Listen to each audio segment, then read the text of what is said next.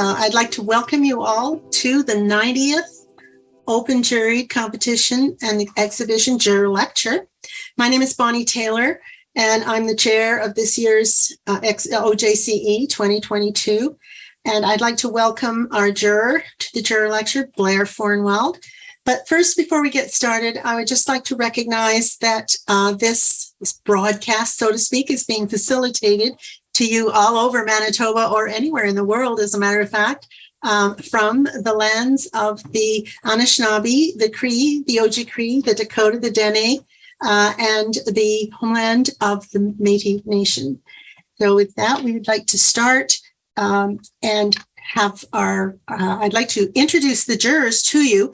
Normally we do a long reading of, what the juror introduction is, but this is very much visible and available on the the MSA OJCE website. So you can read that at your leisure. Just please be aware that this year we were extremely impressed with the professionalism of the jurors and the way they went about jurying in terms of handling the digital part of it.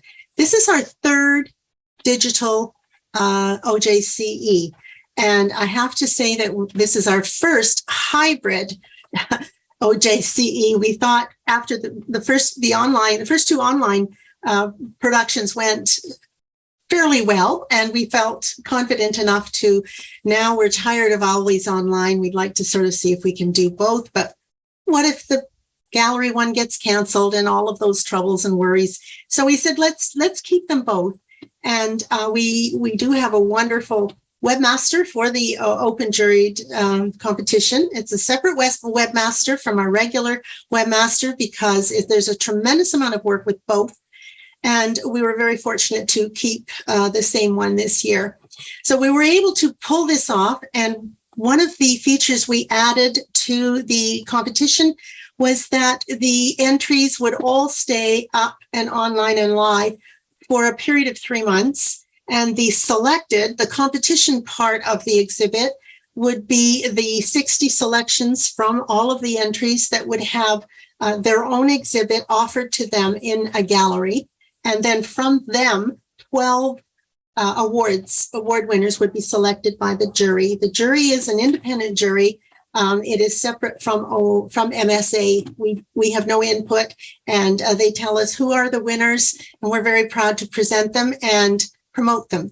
I do have to mention that the juried show has received one press interview from the Free Press, which is coming out on Thursday. So, and it's about the gallery show. So it's all about anybody who's in the gallery show. So please keep an eye out for that, and do keep the paper clippings because those are sometimes useful as well.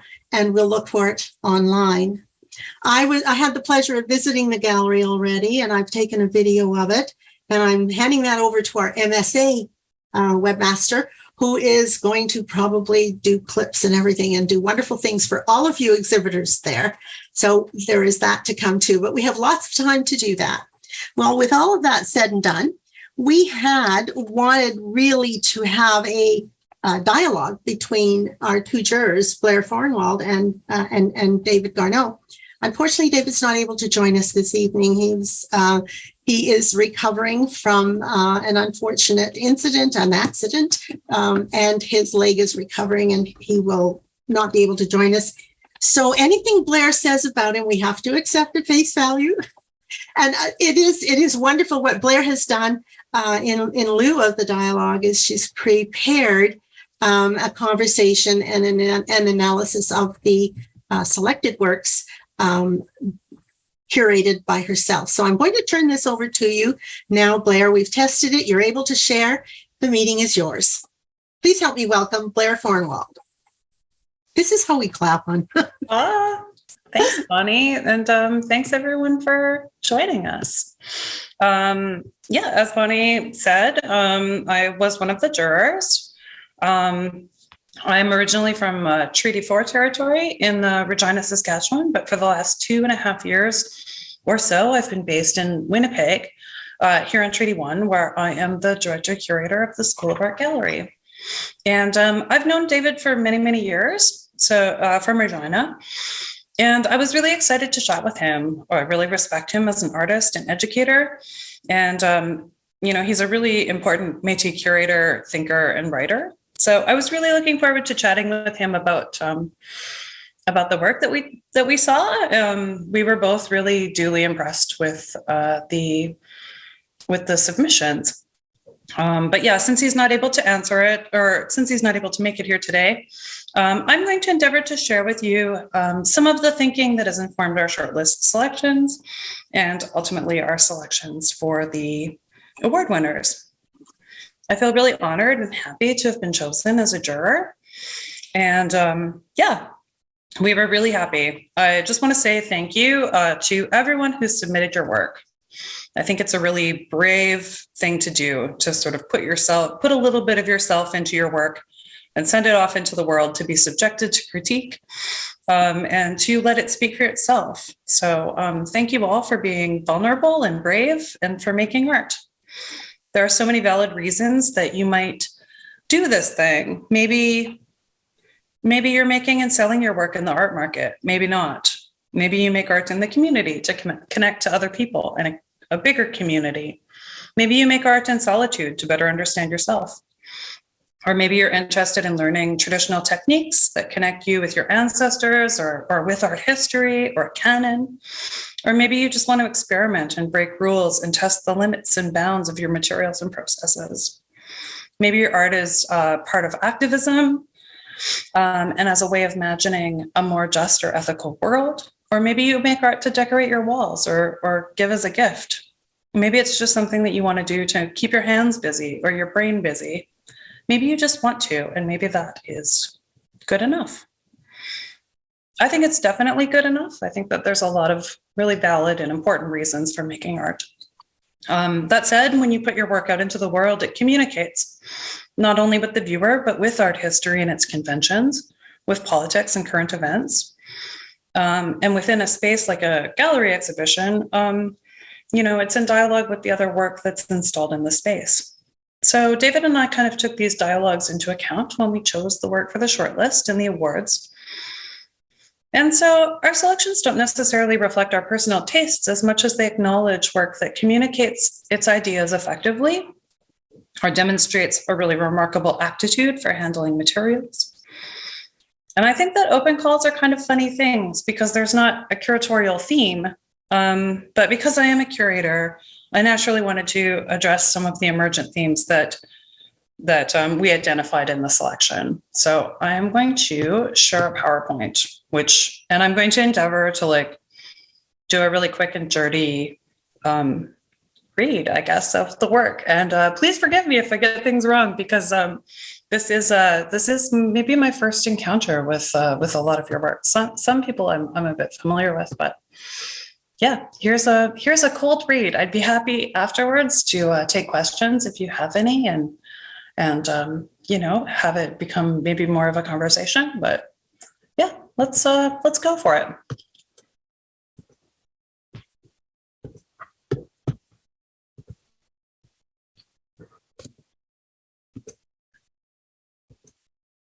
So everyone can see my slideshow here. Can you see it? Yes, I can see it. Yes, wonderful. Okay. Yeah, so here we go. I'm just going to get started because there are 60 artworks that I would like to discuss. So in this first series, or this first slide, I think, there were quite a few portraits and paintings and drawings of people. And I think we were really interested in ones that sort of broke with some of the traditional conventions of portraiture.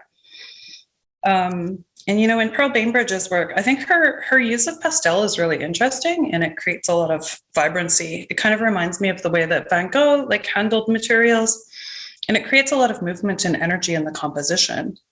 I also think it's really interesting as a portrait, since most of the subject's face is hidden. Instead, we get to know this kid because of her posture and because of the activity that she engages in.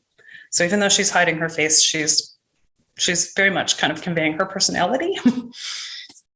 And I think that something similar is kind of happening in Enigma, although we get maybe a very different sense of a personality. I feel like we all have photographs of people like this. Like my mom is kind of like this. There's a lot of photographs of her, like kind of hiding her face and trying to like duck out of the shot. Like she just refuses to have her picture taken. And I really love the way that this figure kind of recedes into the background because it's so dark. I feel like it kind of harkens back to maybe like Renaissance portraiture. But in this kind of loose rendering that sort of seems to suggest the ways that memories fade, I guess, or become a little bit blurry or kind of ciphers over time. And I feel like this figure's refusal kind of tells you a lot about her character and hints at some sort of troubled narrative, which is also sort of suggested by the title of Annette's painting, which is Enigma. Head of Bria, we also thought was a really interesting departure from traditional portrait composition, even though it's kind of rendered in a more traditional way. The figure's hair and the surface of her skin are really rendered quite skillfully. And I think you get a sense of the relationship between the sitter and the artist vis-a-vis the detail and specificity that's imbued in her or in this rendering. And I think the most interesting thing about this is the negative space and the artist's choice not to sort of complete the image, but rather to leave that part blank. I think it creates a really interesting negative space, particularly under the figure's chin and jawline. It's really a dynamic, like sharp edge. And the artist really shows, I think, admirable restraint in leaving that negative space blank. I think it's a really strong work. Laura Okos, Eboji's red portrait, I think employs a similar strategy, setting the figure against a solid backdrop. But because this backdrop is such a vibrant shade, and perhaps because it's a bit textured and painted, it kind of comes forward and then like flattens the figure. And I think there's kind of a nice vibration and tension between background and foreground. It kind of really emphasizes the two-dimensionality of the canvas and the sort of angles of this side profile. As a side note, I really like the angle of the figure's shoulder blade and the line of her neck, like how it's kind of a sharp jutting angle. And I think it's kind of similar to what was interesting in Head of Bria. I also really like the vibrant color in Transfixed and the intensity of the subject's gaze, particularly the way that it's offset by this casual snapshot quality of the composition. The fact that it feels like a rather traditional portrait, I think really speaks to the ubiquitous way that the conventions of photography have influenced painting and drawing.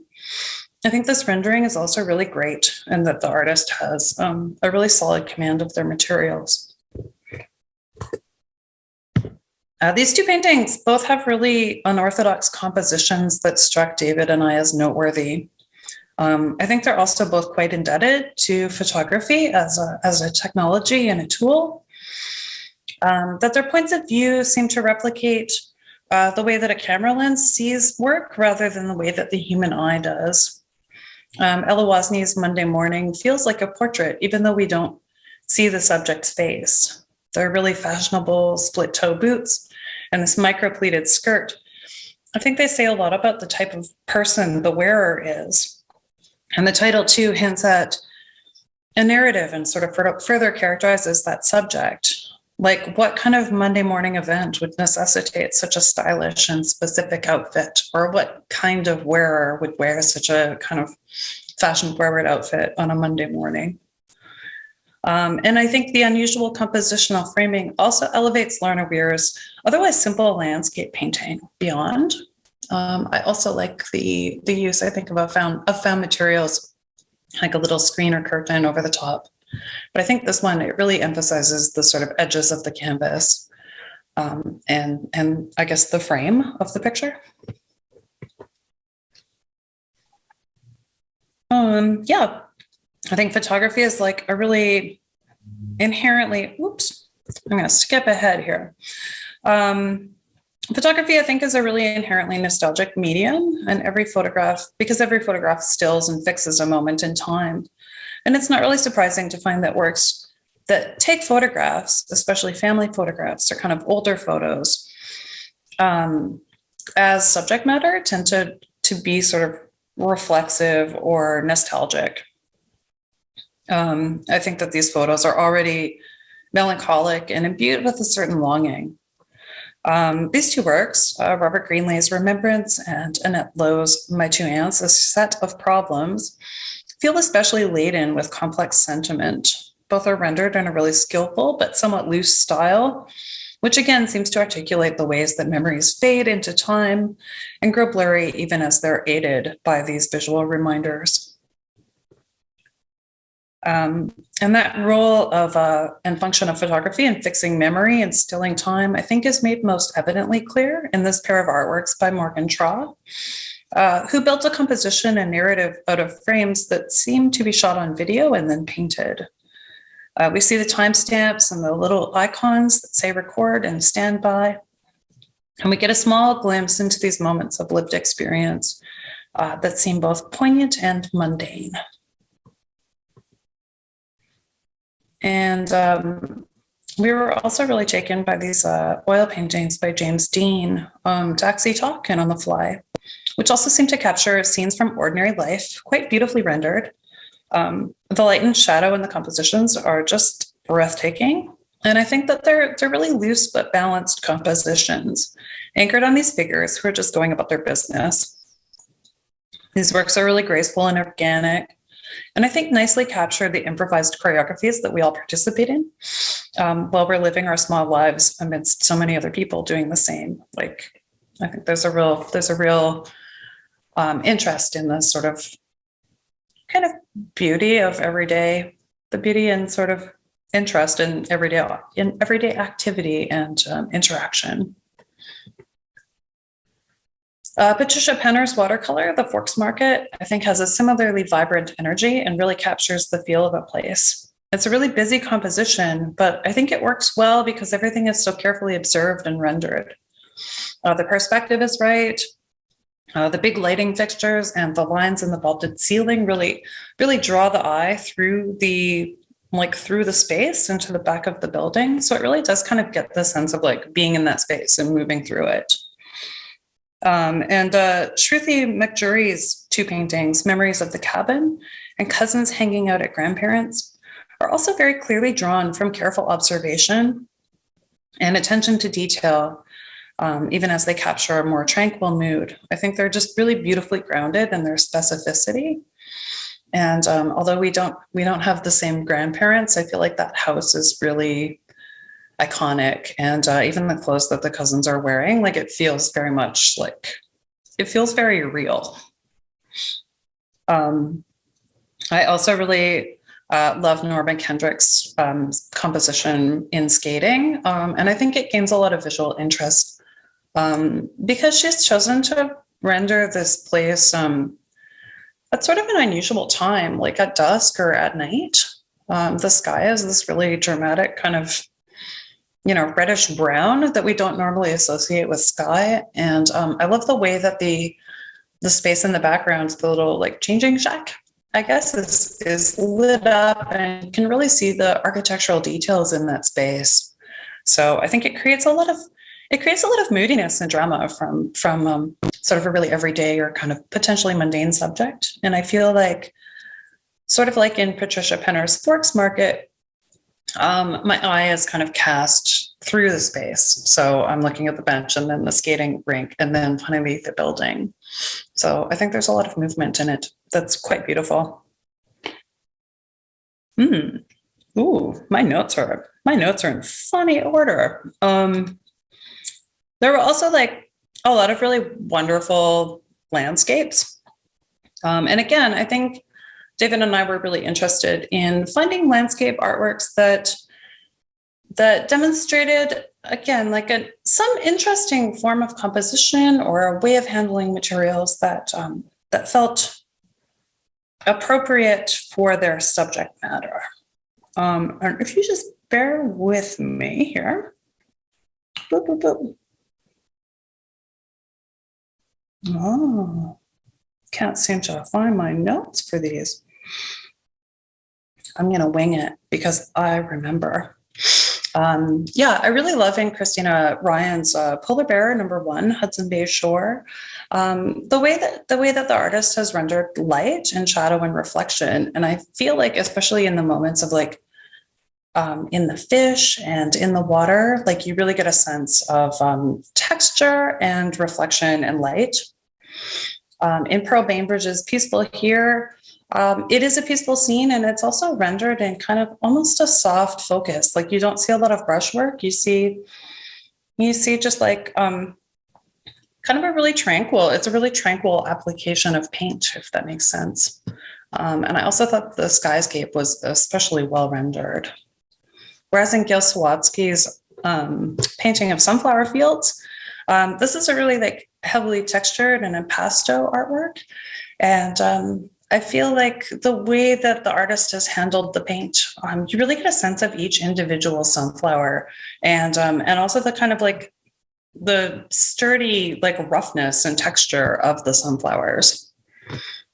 I think in this painting, in Kent Blackman's Winter Mountains, the shadows, and I think also in Manny Schultz's work, in both of these, we really get, I think that the shadows are doing a lot of work to make the compositions interesting.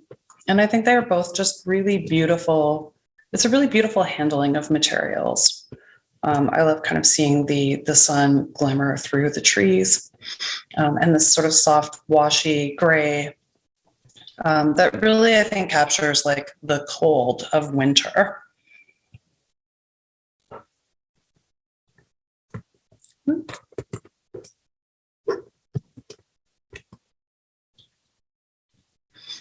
Here are 3 landscape paintings that we really felt had kind of interesting compositional moments. In Leone's Flora de Lisa's A Touch of Serenity, the thing that really drew us in was that the horizon line is not quite even, and I think it kind of gives you a sense that you are on the water.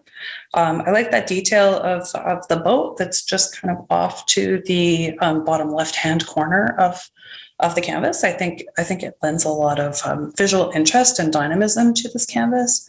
And again, I think that maybe this was drawn from photography because of this like sort of slight tilt, and I'm glad that she left it in.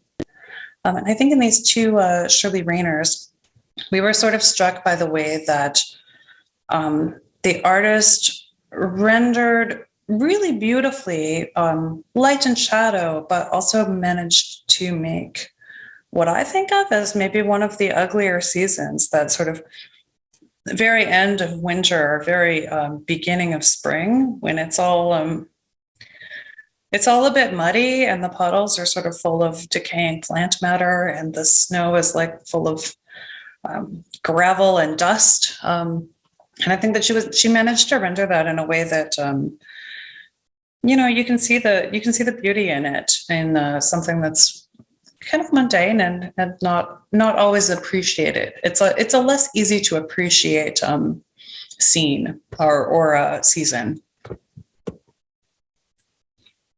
And here we have 4, I'm going to say landscapes. They're not exactly landscapes, but 4 representational artworks that I think move towards abstraction in really kind of interesting ways, where the compositions become more ambiguous and more abstract. And I think that it kind of lends a lot of visual interest to it. Just Molly's Winter Foliage is, I would say, almost entirely abstract. There's a lot of scumbling and really interesting handling of the paint and material. It appears like a really textured painting. And although with the title we get a sense that this is a representational image of sort of autumnal foliage, like kind of slightly covered with snow, I think it works really successfully as a fully abstract image as well.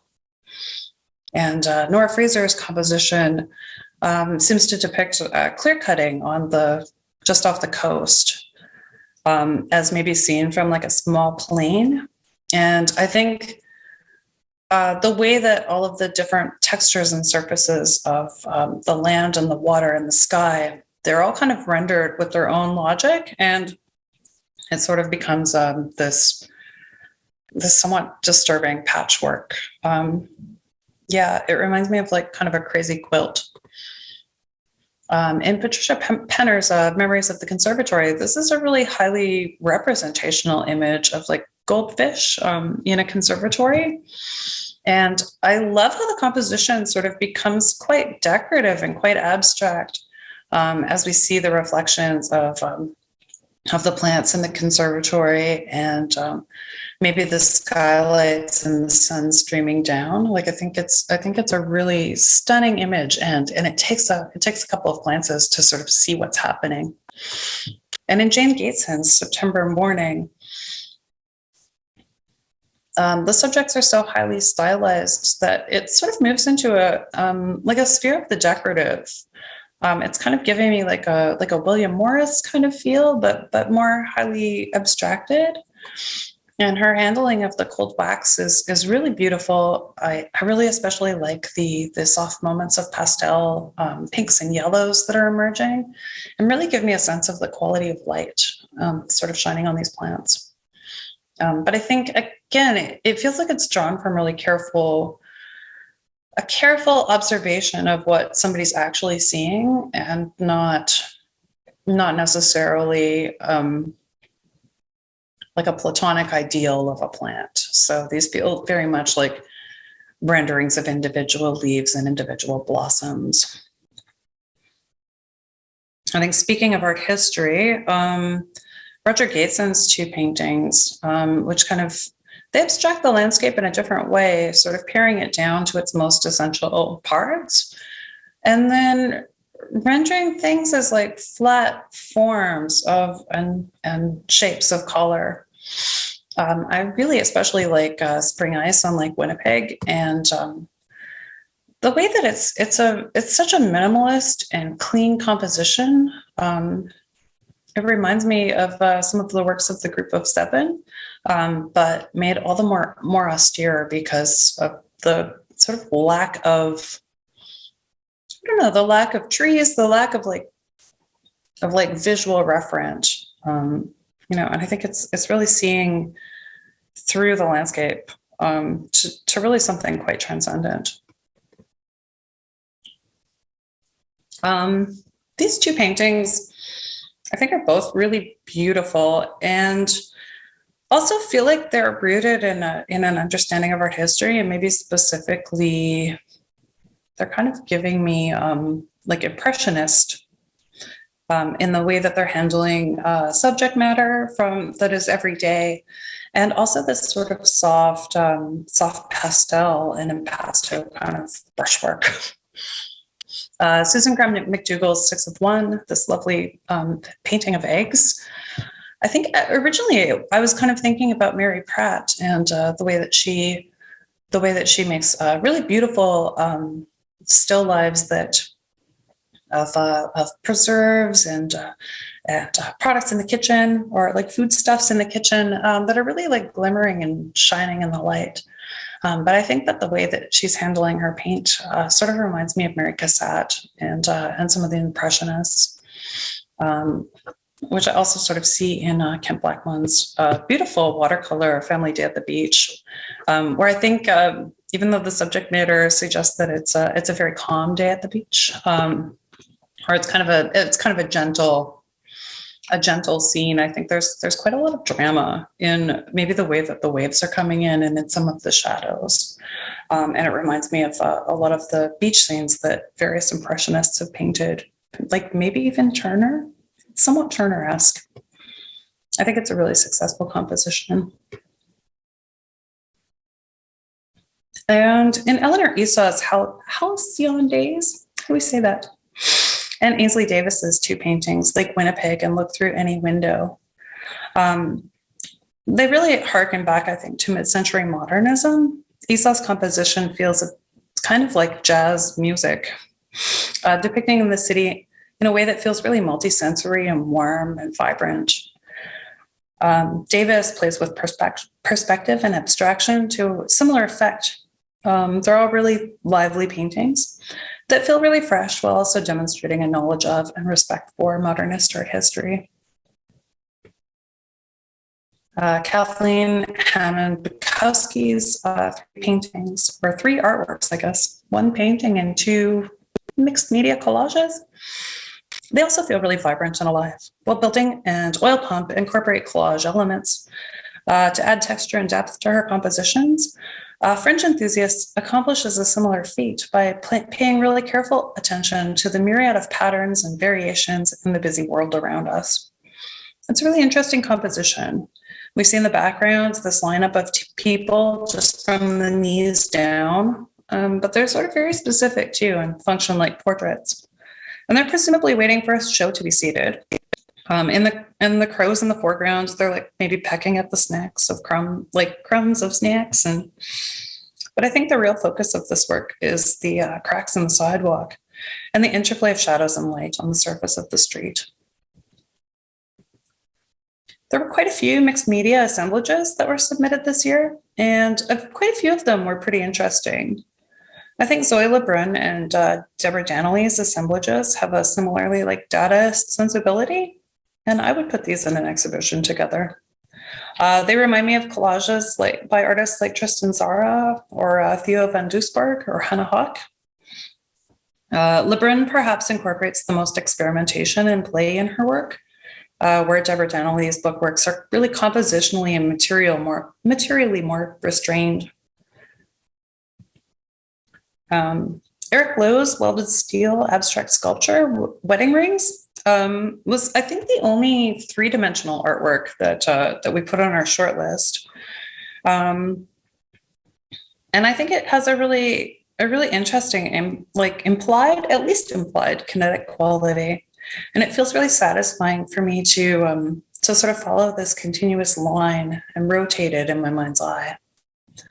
There's also a lot of really satisfying movement in Naomi Gerard's Peri-Immersion, which is filled with this kaleidoscopic pattern and detail that reminds me of folk art stitch patterns. And I believe it's assembled from dried seeds and grains.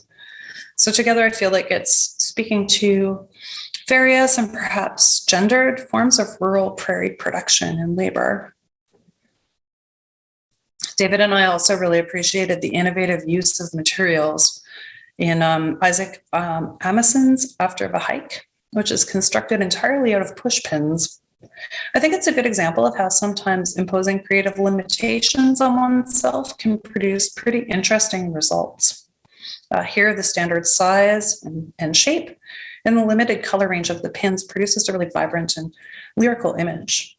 It sort of reminds me of pixelated, low res or zoomed in digital images, but rendered in this satisfyingly unpredictable and very highly physical medium. We also really liked Laura Iboji's use of materials in her painting, Uvo Gomi, a really assertive and confident portrait with some really beautiful detail and paint patterning in it. But what really stood out to us is how the artist adorned her subject with a gold leaf halo, a convention that's really widely associated with pre-Renaissance Christian art, but has roots stretching back to ancient Egyptian and Iranian art. And then there's also a strand of real red beads around the figure's waist, which is, I think, giving her a particularly regal quality. Halos also appear in these two artworks by Adele Rawlock, which both bear Gothic and symbolist influences. In Heather Thiessen's watercolor and gouache painting In Search of Spirits, I think it's similarly moody and feels slightly surrealist, a bit science fictional. I really love the color palette in all of these works, particularly the way that the acid green elevates Thiessen's work, transforming it from a really rather typical forest scene into something much more mysterious. I like that these artists have really gone for it and created works that contend with big philosophical questions.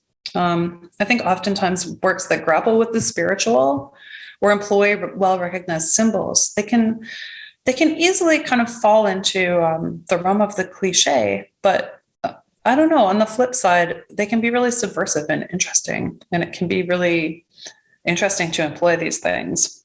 It's a really delicate line that these artists are balancing on, and I think that that risk can be tremendously exciting and rewarding when it pays off.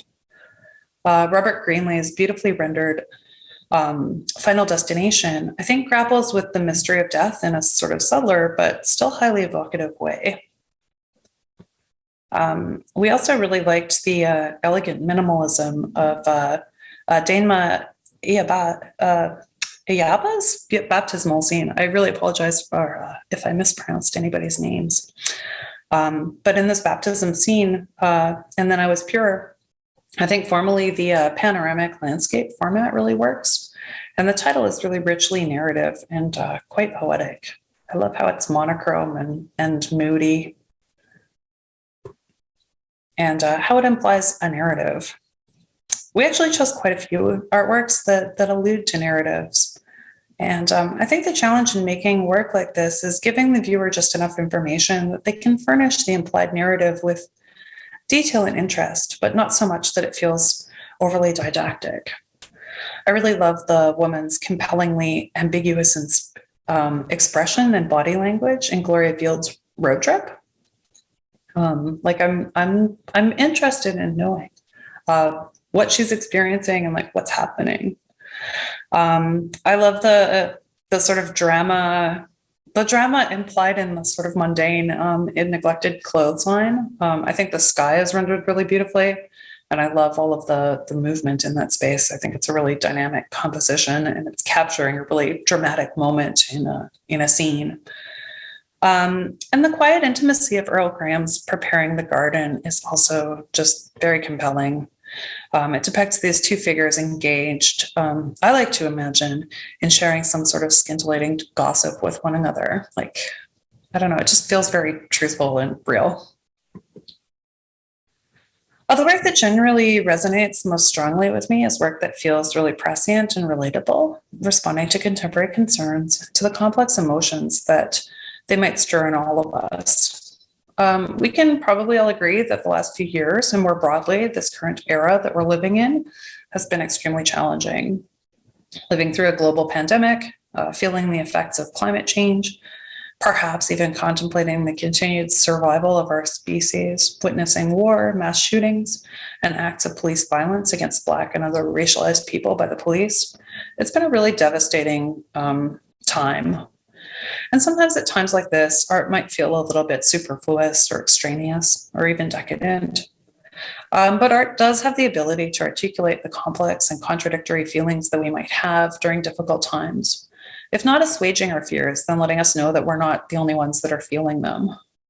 I think Travis Hooney's diptych screen print, Living on a Fault Line, Waiting for the Big One, articulates these simultaneous feelings of existential, soul-crushing dread and ambivalent avoidance that maybe typifies living so close to midnight on the doomsday clock, while also recognizing that like there are moments of real joy and gratitude and beauty to sort of be had, even amidst difficult times. Yeah, there are just moments where I'm in awe of the strange beauty and unlikelihood of existing in this human form on any timeline at all.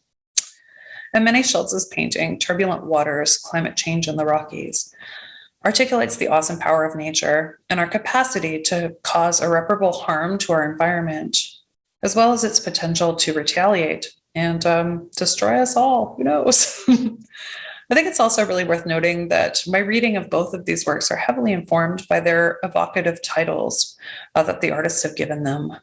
I think with more anodyne titles, they would elicit a very different response. And finally, I would like to address the work of Heather Martins Rempel. David and I awarded this artist's work, Isolation, Desolation, the first place award, namely because it really speaks to the contemporary condition. Together with the more abstract Same Storm, Different Bore, the artist captures the simultaneous horror and banality of living our lives in relative isolation, the day in, day outness of it all, of having meetings in little Zoom windows, maybe of wearing pajamas as our daytime attire, and not really knowing when this grim chapter is going to come to a close. We are all together in our isolation, and these works really grapple with the complicated emotions stirred up by the pandemic. While they grapple with contemporary concerns, the emotions that they reference, and perhaps stir in a viewer, transcend a specific time and place. People have always dealt with difficult emotions, and we always will. Formally, I think these works are very strong, and they call to mind the cartoonish but dead serious work of Philip Guston, who addressed subjects of racial violence and war through his work, as well as the symbolism-rich paintings of Ukrainian-Canadian artist William Kurelek, an artist who David turned me on to, whose really intriguing and didactic but dreamlike works address his identity, his prairie homeland, his Roman Catholicism, and his struggles with mental illness, including schizophrenia. When we don't have the language to fully articulate the wild confluence of thoughts and feelings that we might be expressing, when our words can't untangle that knot, perhaps then we might turn to art. And through art, we might find out that we're not the only ones that are feeling these complicated feelings. So yeah, thank you so much for your time. That is all of the works that we have selected. So yeah, I was wondering if anybody would like to chat or has any questions or thoughts. I would be happy to open it up. And I'll stop sharing.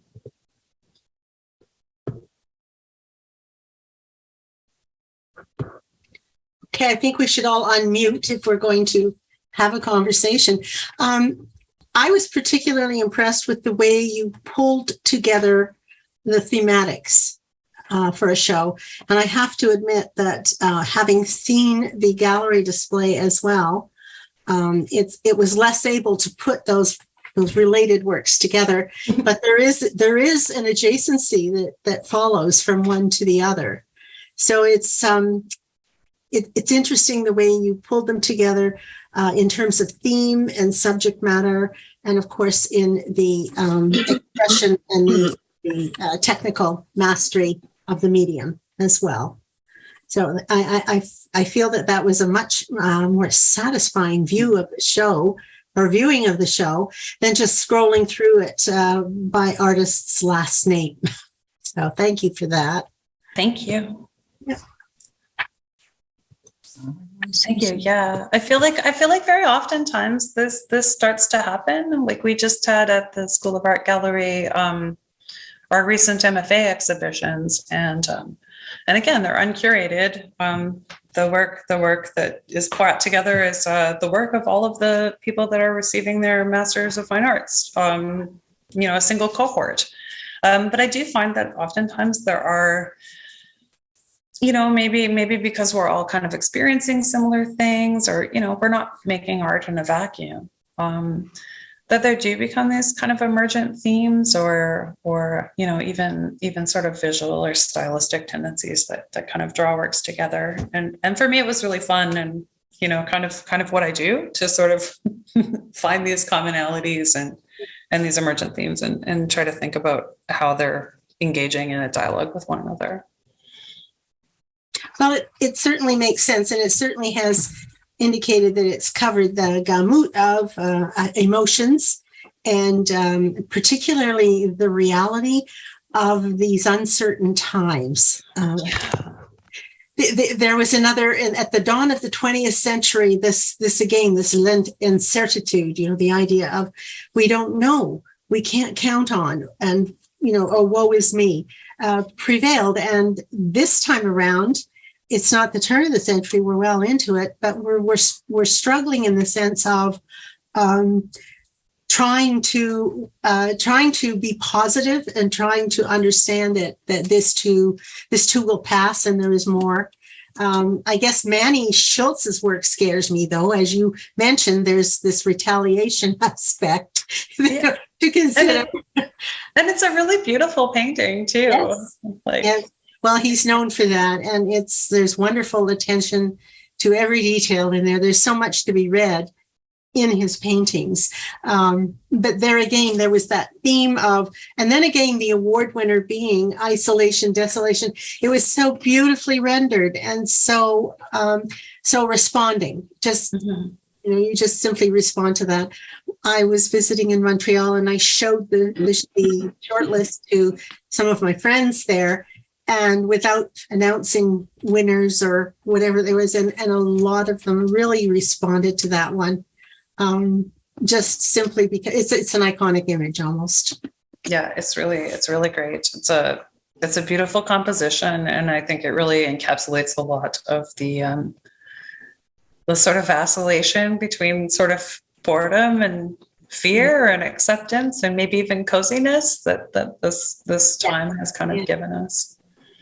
For sure. Yeah, I think it's a really extraordinary piece. Were there any other comments that anyone wished to make or ask, or questions to ask? Hey, Blair, it's Kent Blackman. Hi. Hi, I just want to thank you for your time. This has been a great experience, and really cool actually to see all of the works and kind of, hear what you were thinking and, see them through your eyes. So, huge talent in the show this year. And this is my first time putting in. And it's been a lot of fun so far. I think, participating in something like this, getting to see all of these works and be a part of it's been really great. So I just want to thank you and Manitoba Society of Artists for hosting and giving us this opportunity.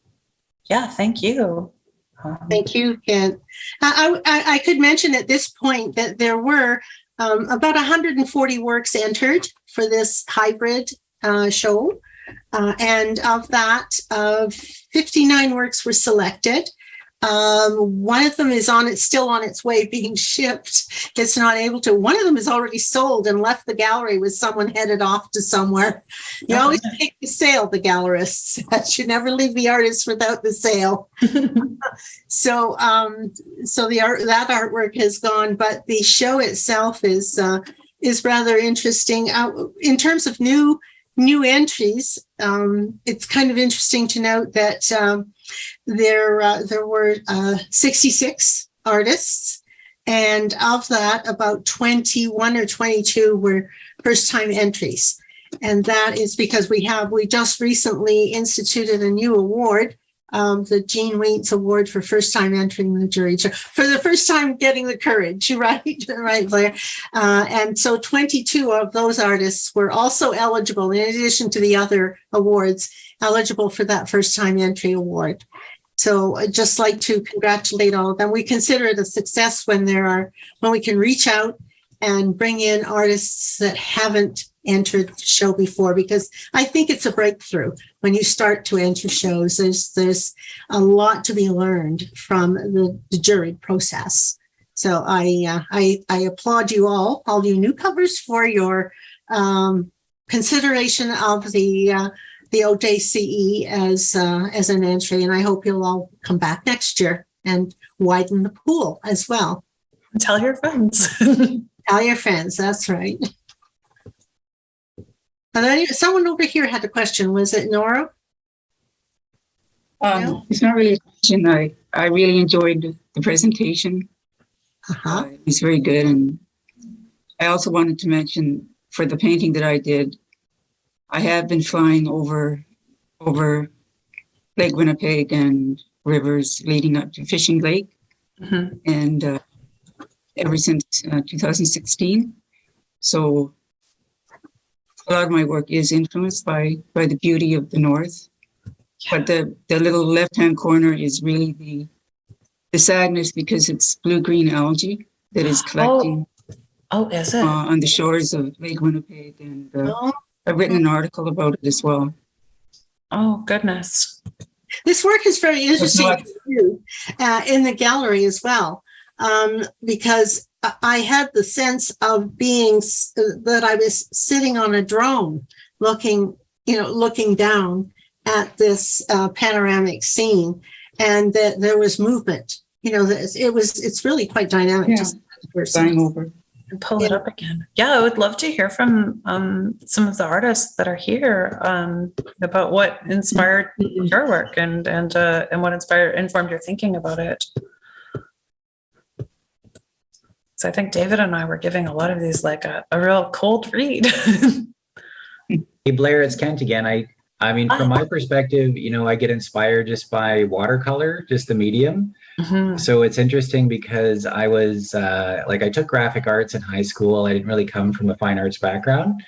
I love to, cartoon and doodle and that kind of stuff. And then I waited like a whole bunch of years, not really doing anything artistic, I guess, aside from, I left my heavy metal band right when I was like in my 20s. And there was this maybe vacuum of lack of creativity or I just threw it into work. But yeah, later in life, I started, finding some watercolor artists that I kind of dug, and I saw some paintings and I'm like, oh my God, I've never seen a medium do that. Like, how does it do that? Right. So I got like this idea, that this is magic. Right. And so how do I make magic with this stuff? And I don't know how many, talk about clear cutting. I don't know how many pieces of paper I had to throw out before I actually, had something that was worth keeping. So sorry to trees everywhere, but, I tried to use both sides and that kind of thing. So I did my best, but I think artists, go through supplies. Yeah, like it's been a kind of cool journey, and it ends up a huge passion, right? So Wow, I did not see a heavy metal influence in that work, but it runs all the way through. Yeah, that's a fascinating background to know. Yeah, I really loved the beach scene, and how kind of it made me think that we're really so lucky to have so many beautiful beaches, and beaches that are like not crowded.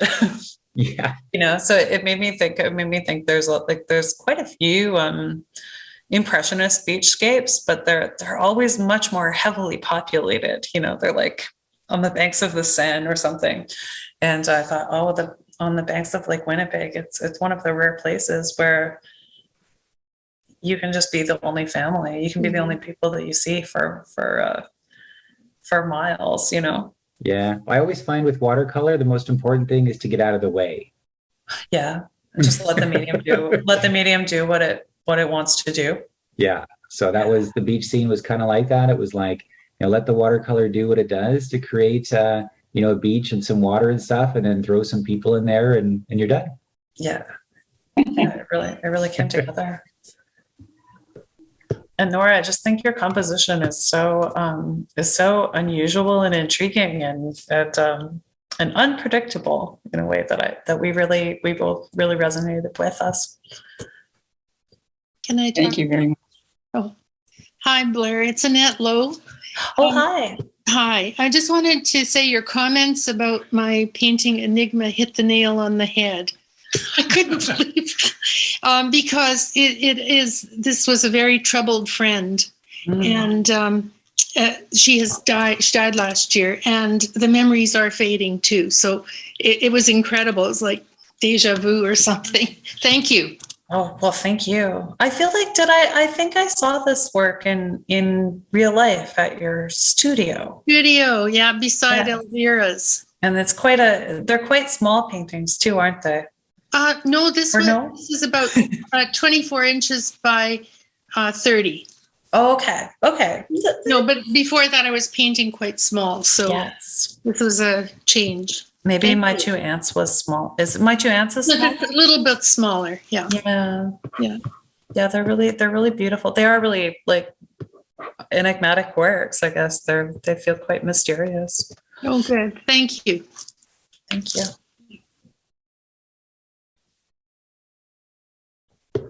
Yeah, it was just really great to see such a diverse range of materials and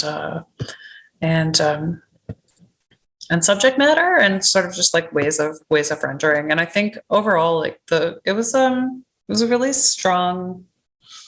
There was a lot of really strong work. So. Mm-hmm. I think this shows in the gallery exhibit as well. It's a small gallery, and they're hung salon style, but there's enough space, and they're strong enough that they carry, and the adjacencies are very well worn out as well. So I enjoyed seeing the show. I particularly enjoyed seeing the sculpture outside because it was brought in from rural Manitoba by the artist, and it is sitting in the front of the gallery on a gravel bed. And you were saying it is quite kinetic. It's very kinetic. You would think, being 1-inch square bar steel, that it would be heavy, but it doesn't. And yet, looking at it, it has, what appeals to me is it has a sense of lightness to it, and knowing that it is steel, and yet it's not. It's going to move. It's going to go this way or that. It's very well set, but if you push it, you can actually. It will actually almost spring on you. It's kind of great, and I mean, as an abstract work, I kind of love, like, it's very rare that welded steel sort of like has a sense of lightness and movement to it. It's usually like kind of it's pretty sturdy material, and I also kind of like thinking about that in terms of the subject matter, right? Like, with the title, it's called Wedding Rings, and I'm like, yeah, wedding. Yes, marriage is both sturdy and delicate, isn't it?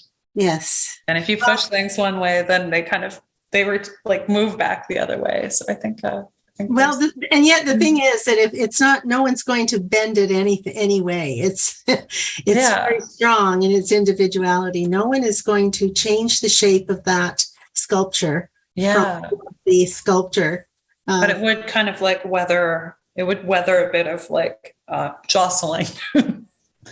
Oh yes, it's not. I was looking for the welds. I really couldn't find the welds because I was thinking, where is the beginning? Is there an end to this? Like all of this encircling.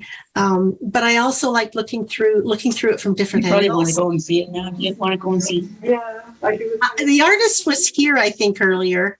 I'm not sure if Eric is online. Hello, Eric. Great work.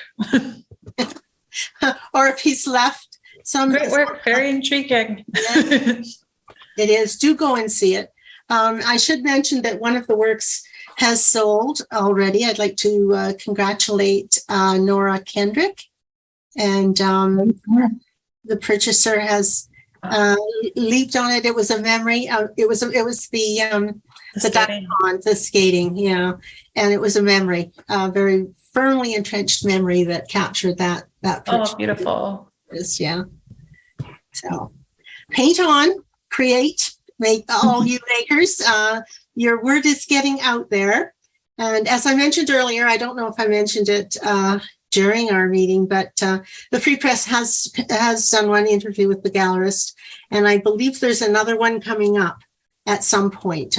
It'll be Southwest Winnipeg that is covered in this interview.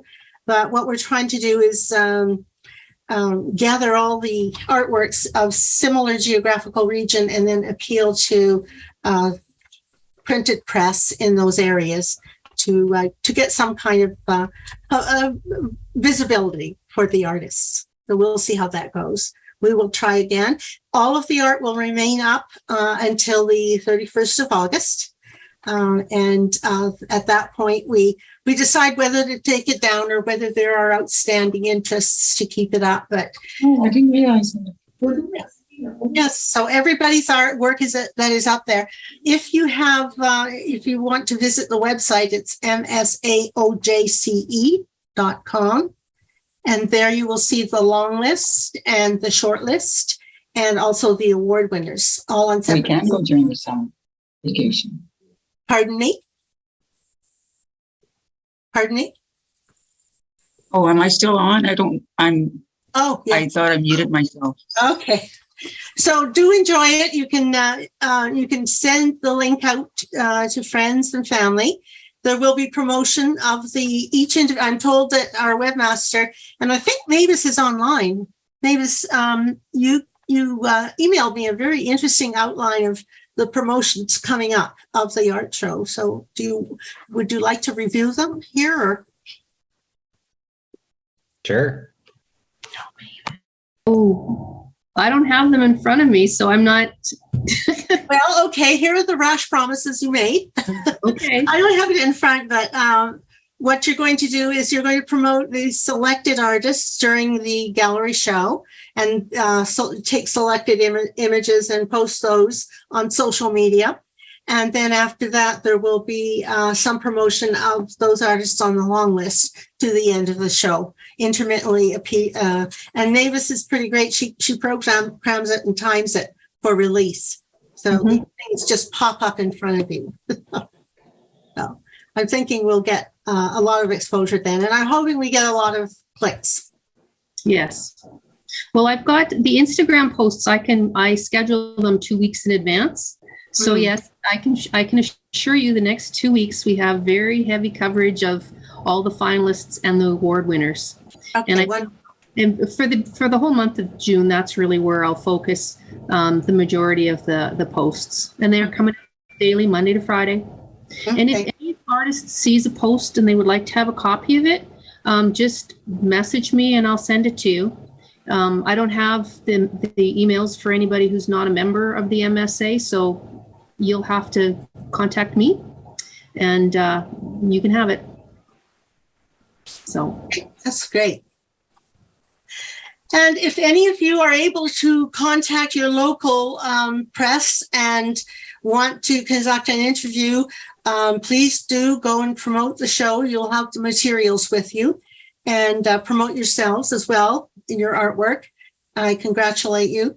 I would also at this point like to say hearty thank you to all our sponsors. This year we received a number of new donations to promote the jury show to increase the technology, the availability of technology. And we also received a number of donations to improve the technology within MSA. So this is, people don't realize that the back end of all these things require money. So we're very pleased that we've been blessed with this year. And in addition, I would like to let you know that the award recognition evening is on the 8th. That's in 2 days. And we will have again, I don't know if David will be available, and I don't know if you're still available, Blair, but we have the official virtual presentation of the awards, and we have some of our donors who will be in attendance. I believe the Bertels family will be presenting the sculpture award, and